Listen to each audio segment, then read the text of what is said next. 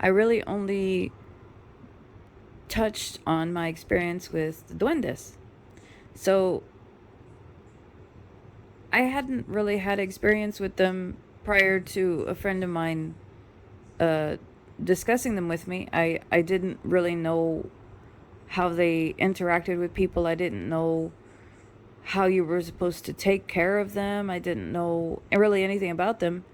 And if anything, there might have been maybe one experience that I had with them in which I was unaware of them. And that was when, who is a long time ago now. It was probably about 8 or so years ago. And I'm sorry, I take it back. It was 2014. So yeah, eight or so years ago. I made the mistake of leaving offerings out for Hecate when I first started consorting with her, and I forgot to indicate that those offerings were for her. So always in the kitchen, always in the kitchen. So I noticed that one night when I did that, I was hearing all kinds of banging and scurrying and noises in my kitchen. I lived in an apartment, so the kitchen was combined with the living room and the entrance and all of that. So where I left the offerings was in the living room area, but I was hearing all this banging in the kitchen, and it was probably around 11 or 12 at night. And I mean, the walls are white in the apartment, and the floors are like a, a wood color, but it's kind of like the sticker, what is it called? It's not is it linoleum? That is basically like stick on to the floor to make it look like wood. So, um, I'm hearing all this, and my son's really small, so I tell him to stay in the bedroom, which is in the very back of the apartment, and I go to look towards the kitchen, and the best I can describe is I'm seeing what looks kind of like black shadows moving in a lava lamp type manner all over the walls and the floors. That's the best I can describe it. It looked fluidic, but the impression that I got was like little tricksters. And so this was before I was with my husband, and I remember texting him saying, "Oh my god, I'm seeing all these things in the kitchen." And I remember him saying, "Did you leave offerings out?" And I was like, "Well, yeah." And he's like, "Did you designate who they were for?" And I was like, "No." He's like, "You need to designate who they're for, or you're gonna get a bunch of like stragglers. They're gonna feed off of it, kind of like the way mice would feed off of a plate that was left out." And I was like, "Okay, well, good to know." So I slept with all the lights on that night because this is still very inexperienced with all of this. And um, did I feel like there was any harm that was going to come to me and my family? No, I mean, I felt disturbed by it, but I didn't. It didn't feel like this murderous vibe or anything, you know. So I always slept with the lights on. As soon as I turned the lights on, it all stopped. And so that was probably the only experience that I can honestly indicate that might have been them, but I can't be for certain. So I, of course, years later move in here with my husband, and he's aware of them.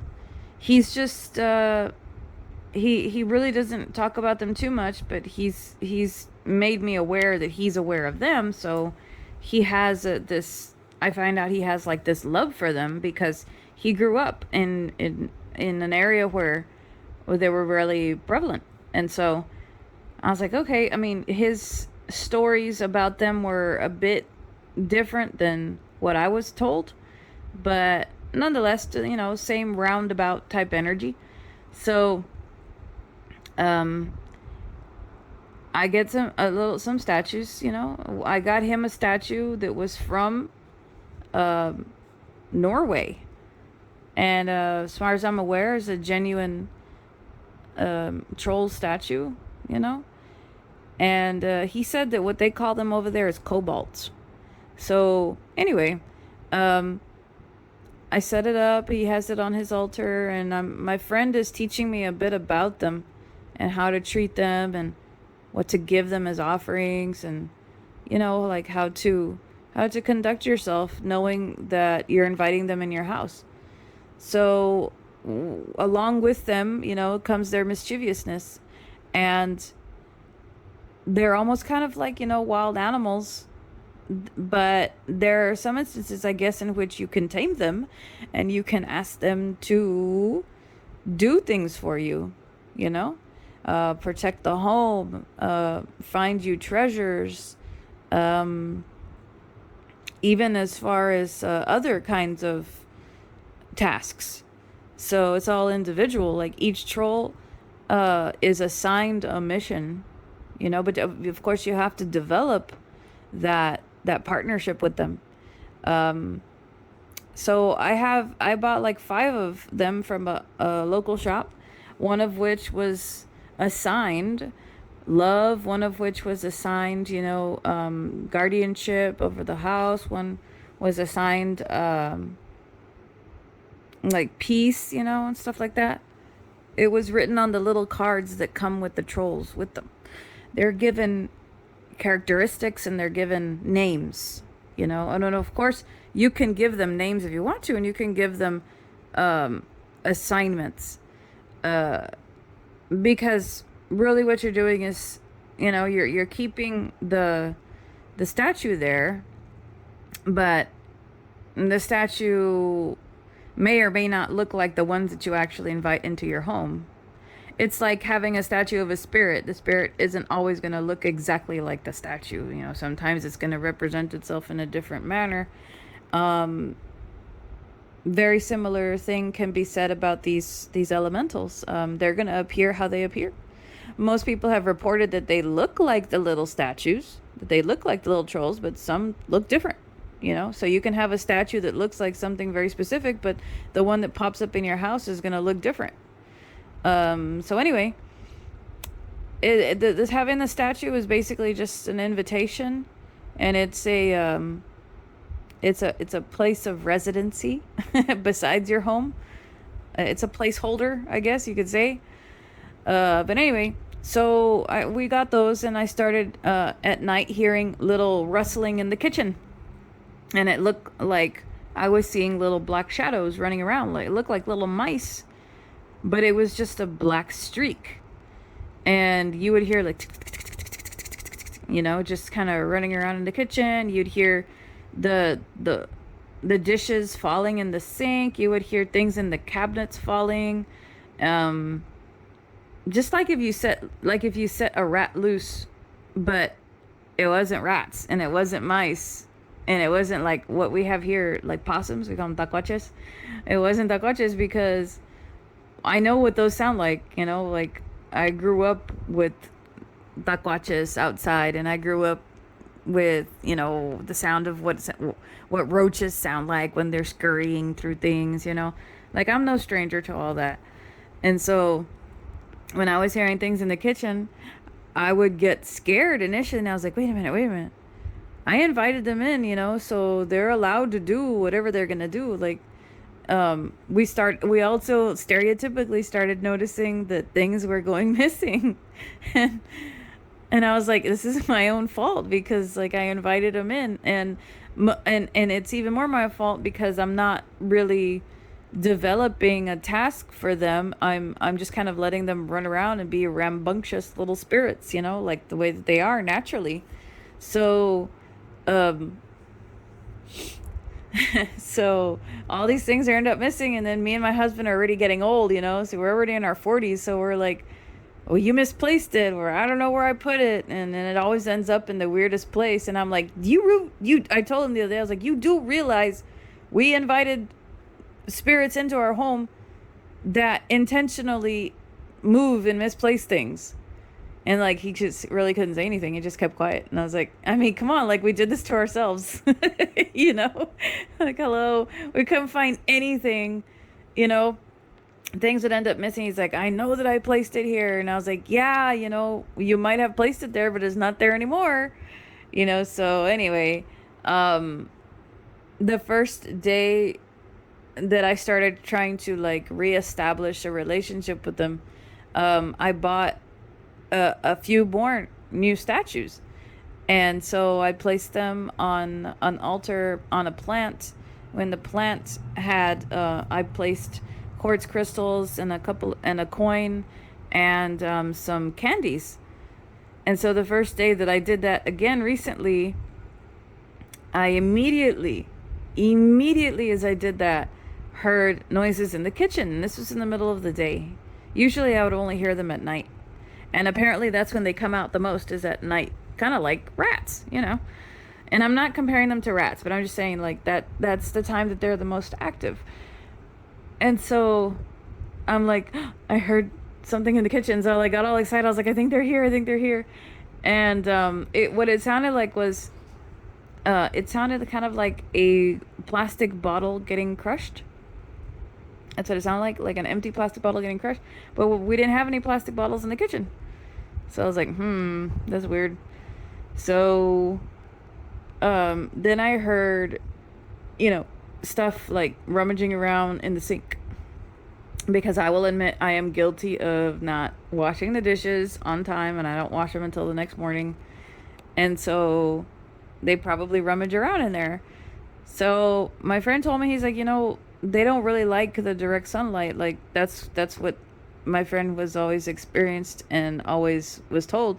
And so I was like, when I have them in direct sunlight, but just in a plant, I was like, you're right. I don't want to ruin this relationship. So I went and I grabbed all the little statues and I put them in a cabinet in the kitchen, and I left their candies there, and I left the shiny things there that they like. And I contrary to the advice I was given, I went and I left them a little shot glass full of wine, because I was watching online this lady on TikTok who's like obsessed with them, in a very like loving manner. And she says that she leaves them wine. And I started scrolling online, and all these people are leaving them wine, wine, wine. So I was like, what's the worst that could happen? So I left them wine, and honest to goodness truth is, I really haven't seen them or heard from them in a few days, up to, I think it's been like maybe a week. But I don't expect to hear them every single day. They come and they go and they do as they please. And I'm still in the process of like establishing tasks for them. So it's really cool, really interesting, really fun. And it's amazing the people that don't know about them, that they say they hear the scurrying and the running around in the kitchen, solely in the kitchen. And always like in and out of the cabinets. And it's just so funny, because that's the stories that we hear growing up. Like I never heard those stories, but it's the stories that I'm hearing now, that they tend to remain in the kitchen. Now fortunately, the only ones that I have seen have been the size of like a mouse, but some people have reported that they see them in all sizes. They see them like up to 3 feet tall. They see them with specific clothing. They just like everything that you've seen on TV, they've seen it. I mean, it's got to come from somewhere. Like, if for those of the people that live in farms, live in ranches, they swear that they braid their horse's hair. And then that's a whole other kind of nature spirit. The one that braids the horse's hair, I think it's a little bit bigger than the ones that I'm referring to. But nonetheless, they can apparently bring you fortune. They can bring you luck. They can bring you protection. They can bring you pretty much anything that any other spirit can bring you. I just get excited and like kind of sort of on edge, but from a level of wonder when I hear them around in the kitchen, because it's so real and it's so physical and it's so in your face. They're so close to us in this realm. They're literally they're our next door neighbors is what it is. And I just get so excited when I can see them like physically. And I've even tried to, like, inform my son on it, like what they are, what they do, not to be afraid. Because sometimes, like, he sleeps in the living room and he can hear everything in the kitchen. So I try to explain to him, I was like, it's just little guys, they're just looking for food. They're just running around and they sleep during the day and they just kind of, they get their food and they eat at night, like that's how I explain it to him. So yeah, that's been my experience so far. And it hasn't been negative. I mean, other than the things being misplaced, which is what they're known for. And I just wanted to share that experience with you guys. So thanks for watching or listening. Also, I forgot to mention, if you are afraid of these little spirits and or you have been trying to contact them to no avail, cats. Cats scare them away, apparently. And if you have a cat in the house and you're trying to invite them in, it is going to be more difficult because the cat tends to chase them around, so they get scared from the cats.